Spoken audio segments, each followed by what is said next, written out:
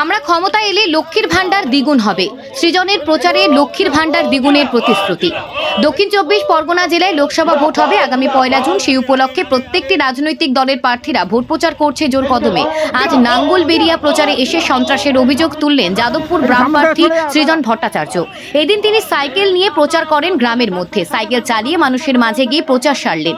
মূলত লক্ষ্মীর ভান্ডার তারা এলে দ্বিগুণ করবেন এমনটাই আশ্বাস দিচ্ছেন গ্রামের মানুষের কাছে। তিনি আরও বলেন, তৃণমূল কংগ্রেস সরকারের আছে, তারা আমাদের টাকা নিচ্ছেন, একটা অংশ আমাদের দিচ্ছে আর একটা অংশ খাটের তলায় ফ্ল্যাটের তলায় ঢুকে পড়ছে। ফলে পার্থ, মানিক, অনুব্রত আমাদের পার্টিতে নেই হলে আমরা যদি সুযোগ পাই মানুষের টাকা আমরা মানুষের কাজেই লাগাবো। আজ সেই মানুষ 1000 টাকা পাচ্ছে, আমরা ক্ষমতা এলে তারা 2000 টাকা পেতেই পারে। জিনিসপত্রের দাম কমানোর লড়াই জোরদার হবে। 100 দিনের কাজ 200 দিনের কাজ দাবি জোরদার হবে। আমি একটু চালাবো সাইকেল।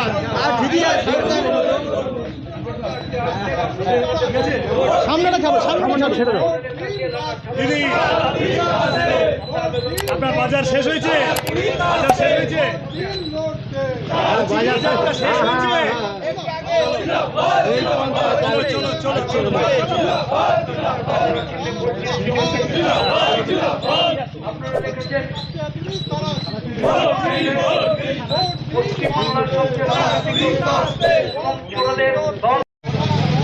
সাইকেল চালিয়ে আপনাদের সামনে যাচ্ছেন কমরেড সৃজনকে কাস্তে আপিল তারা চিহ্নে ভোট দিয়ে বিপুল ভোটে জয়ী করুন।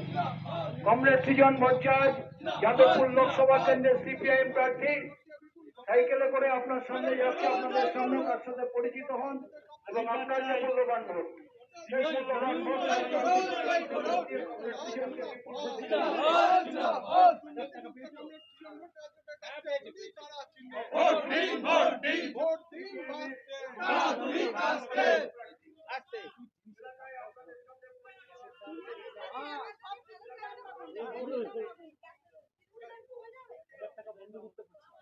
আমরা এলে 1000 টাকা আরো ডবল সাথে সাথে জিনিসের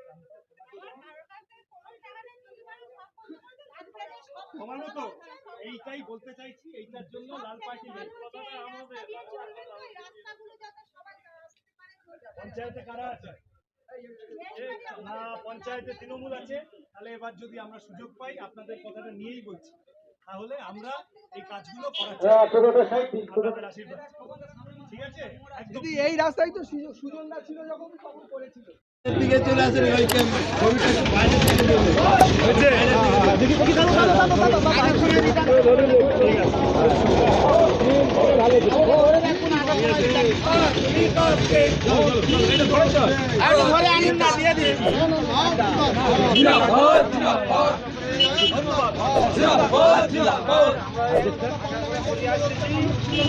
এইটা ছিল না বলে আমরা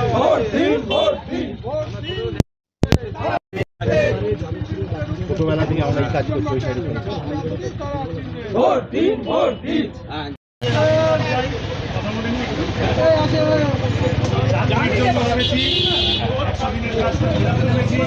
জিনিসের দাম কমাতে নিয়েছি, 1000 টাকা দিচ্ছে। তেলের দাম, গ্যাসের দাম, কারেন্টের দাম, ওষুধের দাম, দুধের দাম সব বেড়ে গেছে। মোবাইলের খরচ বেড়ে গেছে, যাদের কাছে মোবাইল আছে তাহলে জিনিসের দামও কমাতে হবে। এই যে সমবায় লুট হয়ে গেল, 500 বিঘা লুট হয়ে যাচ্ছে, বিরুদ্ধে রেখেছে আপনাদের সবাইকে সাথে চাই। ঠিক আছে, যে 15 লাখ টাকাটা দিয়েছিল ওইটাই আমরা শেষ করে উঠতে পারিনি। আর নতুন করে ওদের 3000 টাকার গল্প ভাবতে বারণ করো। বিজেপির 15 লাখ টাকা তুমি পেয়েছিলে তো, সেই 15 লাখ টাকাটাই আমরা বাড়ি বাড়ি, এই দেখো সব কটা লোক এখানে, এই পাড়ার বিজেপি নেতাকে ধরে জিজ্ঞাসা করলে উনিও বলবেন বিজেপি ওই 15 লাখ টাকাটা শেষ করে ওঠা যায়নি। তারপরে নাকি বিজেপি আবার নতুন করে এইসব গ্যারান্টি ফ্যারান্টি ওইসব ফালতু কথা, মানুষকে বোকা বানানোর তাল। কিন্তু আমাদের ক্ষেত্রে সেই অভিযোগ খাটে না। আমরা বলছি আমাদের সময়, বুদ্ধবাবুর সময় বিধবা ভাতা, বার্ধক্য ভাতা, বাচ্চা মেয়েদের সাইকেল দেওয়া, 2 টাকা কেজি দরে চাল সব ছিল। তৃণমূলের সময় আরও 2টো নতুন প্রকল্প হয়েছে। সিপিএম কোনো দিন আবার ফিরলে এই প্রকল্পগুলো ডবল চলবে। কারণ মাঝের আমাদের এই জব কার্ডের টাকা বলো কি অন্যান্য টাকা বলো, তোলাবাজি দুর্নীতি করার লোক তো আমাদের পার্টিতে নেই। পার্থ, মানিক, অনুব্রত নেই যে মাঝখান থেকে টাকা মেরে নিজের ফ্ল্যাটের তলায়, খাটের তলায় ঢুকিয়ে দেবে। ফলত আমাদের সময় প্রকল্পগুলোও চলবে।